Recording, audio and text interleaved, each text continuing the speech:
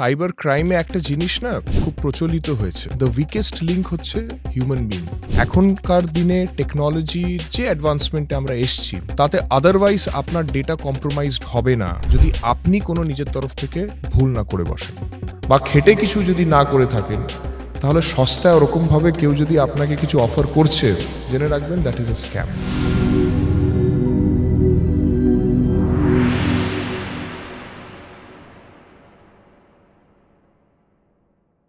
মানুষকে সচেতন করার জন্য আপনার থেকে কয়েকটা ছোট ছোট বার্তা চাইব, যেটা ভাবে আমরা সাধারণ মানুষরা বিভিন্ন ধরনের এই যে সাইবার ক্রাইম হচ্ছে সেখান থেকে নিজেদেরকে বাঁচাতে পারি।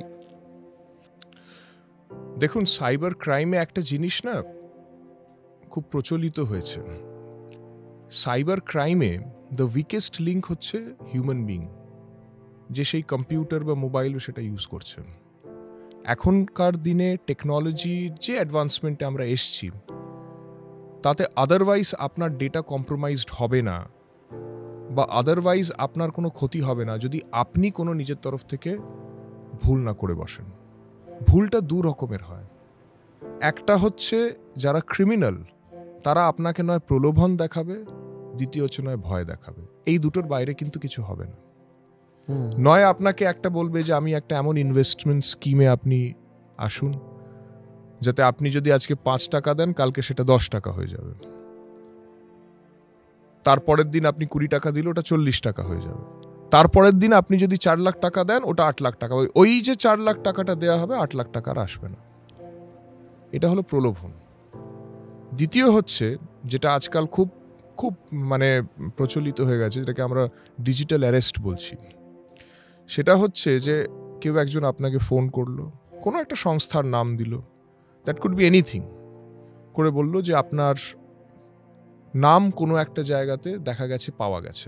That could be anything. Again সেটা হয়তো বলল যে একটা অমুক জায়গাতে একটা প্যাকেজ পাওয়া গেছে, সেই প্যাকেজটা নাকি আপনার কাছে যাচ্ছিল, সেখানে অমুক নার্কোটিক প্রোডাক্টস পাওয়া গেছে।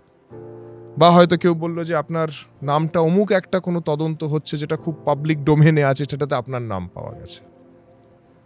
তো আপনার এখন এই ব্যাপার আছে, এই যে মানুষকে ভয় পাইয়ে দেওয়া। এবার অন্য লোক যে আছে যদি সে ভয় পেয়ে যায়, তারপরে নেক্সট হবে যে ঠিক আছে আমরা দেখে নিচ্ছি কি করা যেতে পারে, আপনি এক কাজ করুন, আপনি অমুক একটা জায়গাতে যান, গিয়ে একটা ভিডিও কল করুন, আপনি দেখে নিন আমরা কোথা থেকে ফোন করছি।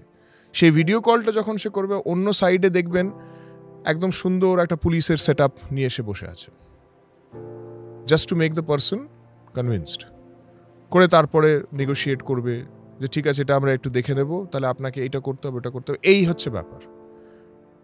তো সচেতনতামূলক আমার একটাই বক্তব্য আছে, ওই প্রলোভনে পা দেবেন না। কোনো জিনিস যদি আপনাকে খুব সহজে কিছু পাইয়ে দেওয়ার কথা বলে, সেটাকে সন্দেহের চোখে দেখবেন, কারণ সেটা সম্ভব নয়। আইদার আপনি যদি কোনো ইন্টেলেকচুয়াল ইনভেস্টমেন্ট কোথাও না করে থাকেন, নিজের বুদ্ধি দিয়ে কিছু না করে থাকেন, বা খেটে কিছু যদি না করে থাকেন, তাহলে সস্তায় ওরকমভাবে কেউ যদি আপনাকে কিছু অফার করছে, জেনে রাখবেন দ্যাট ইজ এ স্ক্যাম। আপনি হয়তো বেশি পাবেন ভেবে যা ছিল সেটাও হারিয়ে দিচ্ছেন। এরকম আমরা অনেক ইনস্টেন্স দেখেছি। আর দ্বিতীয় হচ্ছে আপনার ভয়কে প্লে করা, যে আপনার কোনো একটা ব্যাপারে আপনি জড়িয়ে গেছেন, আপনাকে যদি বেরোতে হয় তাহলে আপনাকে এটা দিতে হয়। এটাতেও লোকজন অনেক সময় ভয় পেয়ে যায়। এই দুটো থেকে আমি সতর্ক হতে বলবো। সাইবার ক্রাইম দেখুন, ইটস এ ভাস্ট এরিনা। আর সাইবার ক্রাইমের একটা যেটা বৈশিষ্ট্য আছে সেটা হচ্ছে যে ইট হ্যাজ নো বাউন্ডারিজ। এটা হতে পারে যে আজকে সাইবার ক্রিমিনালরা দেশের বাইরে কোথাও থেকে বসে আপনাকে প্রতারণাটা করছে, বা এই ডিজিটাল অ্যারেস্টের এই ব্যাপারগুলো বা অন্য যে কোনো ধরনের সাইবার ক্রাইম আপনাকে ইনভলভ করছে। এবার যদি বাই চান্স আপনি সেই ট্র্যাপে পড়ে যান, তাহলে আপনার টাকাটা দেখবেন ওই অফশোর চলে যদি যায় একবার, আমি এটা বলবো না সেটা রিকভারি করা যায় না, but it tax lot of time. তার কারণ ভিন্ন দেশে তার একটা ইন্টারন্যাশনালি অ্যাপ্রোচ করার একটা প্রসিডিয়ার আছে, সময় লাগে।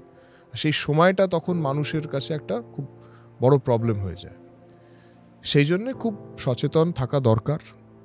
আর আরেকটা জিনিস আমি যেটা বলবো সেটা হচ্ছে যে আননোন নাম্বার থেকে কোনো রকম যদি লিঙ্ক পাঠানো হয়, সেগুলো কিন্তু প্লিজ ক্লিক করবেন না। বা অ্যাকসেপ্ট করবেন না। প্রায় সেটাই হয়। প্রথমে কিছু একটা পাঠানো হয়, একটু প্রলোভন দেখানো হলো যে অমুক জিনিস আছে, এই আছে, সেইটা কেয়ারফুলি থাকা দরকার। আরও কিছু জিনিস আমরা যেটা দেখতে পাচ্ছি সেটা হচ্ছে যে অনেক সময় সাধারণ কোনো সার্ভিসের জন্য ইন্টারনেটে গুগল বা কোথাও থেকে কোনো একটা নাম্বার পেলাম, পেয়ে আমি তাকে কন্ট্যাক্ট করলাম, কোনো সার্ভিস সেন্টার বা কোনো কিছু, এগুলোতেও একটু সতর্ক থাকা দরকার। তারা তারপরে হয়তো বললো যে আপনি ফর্মটা ফিল আপ করুন, সেখানটাতে একটা দেখুন ওটিপি আছে, সেই ওটিপিটা আপনি ওখানেই করুন, কিন্তু যে ফর্মটা আপনাকে দিয়েছে সেটা হচ্ছে এমন একটা সফটওয়্যার যেটার মাধ্যমে ওরা আপনার কম্পিউটারে কি হচ্ছে বা মোবাইলে কি হচ্ছে দেখতে পাচ্ছে। আর এছাড়া একটা জিনিস যেটা আজকাল প্রায় মেসেজ আকারেও আসে বা অন্যভাবেও বলা হয়, সেটা হচ্ছে কোনো ওটিপি কারোর সাথে প্লিজ শেয়ার করবেন না, বা কোনো ধরনের জিনিস যদি সেরকম দেওয়া হয়, যেই বলুক না কেন, it should never be shared.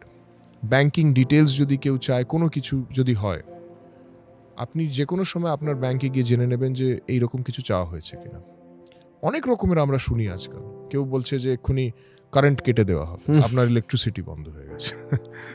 সে ভাবছে যে আরে বাবা, কারেন্ট যদি চলে যায় তো আমি কি করে, এই প্যানিকটাকে ওরা প্লে করে। ডেফিনেটলি এই জায়গা থেকে একটু মানুষকে সতর্ক থাকতে হবে, তাহলে আমার মনে হয় অনেকটাই মানে সাইবার ক্রাইম থেকে দে উইল রিমেইন প্রোটেক্টেড। আর প্রতারিত হলে বাই এনি চান্স যদি প্রতারিত হয়, দেন একজন সাধারণ মানুষের সবার আগে কি করা উচিত? সবার আগে যেটা দরকার সেটা হচ্ছে যে নিয়ারেস্ট পুলিশ স্টেশনকে ব্যাপারটা ইমিডিয়েটলি জানানো। আজকাল একটা পোর্টাল আছে যেটাকে আমরা এনসিআরপি পোর্টাল বলি, অনেকে এটার বিষয়ে জানে। কোথাও যদি টাকা চলে গিয়েছে বা কোনো প্রতারণা হয়ে গেছে, প্রথমে সেই এনসিআরপি পোর্টালে একটু ইন্টারনেট সার্চ করলে ওটা পাওয়া যাবে। এনসিআরপি পোর্টালে একটা যদি কমপ্লেন্ট লজ করে দেওয়া হয়, তাহলে সম্ভাবনা খুব হাই থাকে যে টাকাটা যাওয়া থেকে আটকে যায়। অনেককে আমরা এরকমভাবে দেখেছি, বাঁচানো যায়। এবার যদি আপনি না করতে পারেন, হঠাৎ করে কোনো লোক হয়তো এনসিআরপি পোর্টাল অ্যাক্সেস নাই পেতে পারে, সে নিজের লোকাল পুলিশ স্টেশনে গিয়ে বলবে এরকম এরকম ব্যাপার আছে, একটু এনসিআরপি পোর্টালে আপনি ব্যাপারটা তুলে দিন। এই দুটো জিনিস অবশ্যই করা উচিত। তারপরে বাকিটা দেখুন পুলিশের ইনভেস্টিগেশন।